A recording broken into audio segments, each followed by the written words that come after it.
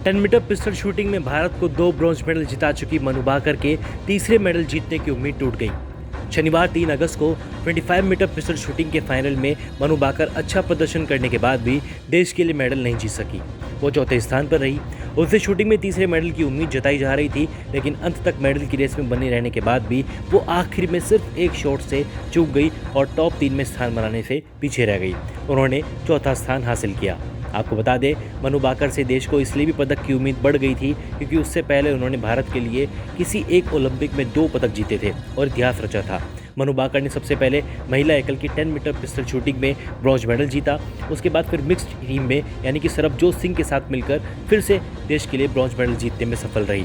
लग रहा था कि 25 मीटर पिस्टल इवेंट में भी मनु भाकर देश का नाम रोशन करेंगी और इस बार ब्रॉन्ज नहीं बल्कि सिल्वर या फिर गोल्ड जीतने में सफल होंगी, लेकिन अंततः उनके हाथ निराशा लगी और भारत की झोली से एक मेडल फिसल गया। वैसे कुछ भी कहें, पूरे देश को, पूरे भारतवासियों को मनु भाकर के ऊपर गर्व है। आपको बता दें कि फाइनल मैच में 8 सीरीज के बाद मनु और हंगरी की वेरोनिका मेजर का 1 अंक था।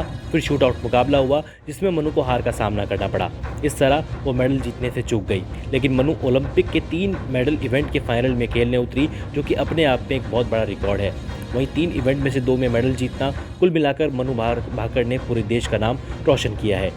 मनु ने वुमेन्स 25 मीटर पिस्टल फाइनल के बाद कहा वो इस इवेंट को लेकर काफ़ी ज़्यादा प्रेशर में थी। उन्होंने ये भी कहा कि वे पेरिस ओलंपिक के दौरान सोशल मीडिया से दूरी बनाए हुए थी। ऐसे में बाहर क्या चल रहा है उन्हें इस बात की कोई भी जानकारी नहीं थी। मनु ने कहा अब यहाँ से वे आने वाले अगले इवेंट की तैयारी में जुटेंगी। इस दौरान उन्होंने फैंस और परिवार का आभार भी जताया। साथ ही प्रधानमंत्री मोदी से हुई बात को उन्होंने यादगार बताया। कुछ भी कह लीजिए, मनु भाकर के लिए पेरिस ओलंपिक 2024 बहुत हद तक यादगार रहा। वो पहली ऐसी भारतीय महिला बनी है जिन्होंने एक ओलंपिक में 2 ब्रॉन्ज मेडल जीतने का इतिहास रचा। 2 ब्रॉन्ज मेडल जीते, तो मेडल जीतने का एक नायाब इतिहास रचा और पूरे देश का सीना चौड़ा कर दिया। वैसे अब तक पेरिस ओलंपिक में भारत के परफॉर्मेंस की बात करें तो भारत की झोली में केवल 3 मेडल आए हैं। 3 में से 2 मेडल मनु भाकर के नाम रहे और 1 मेडल निशानेबाजी में 50 मीटर पोजीशन राइफल में स्वप्निल कुसाले ने जीता। स्वप्निल ने भी भारत के लिए ब्रॉन्ज मेडल अपने नाम किया था।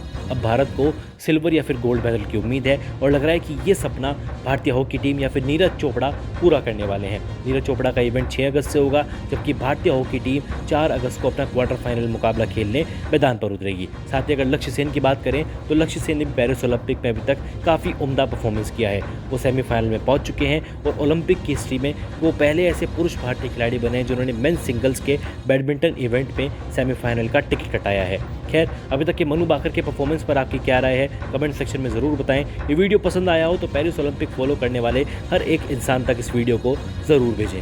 न्यूज नेशन अब व्हाट्सएप पर खबरों के ताज़ा अपडेट के लिए न्यूज नेशन के इस QR कोड को स्कैन करें।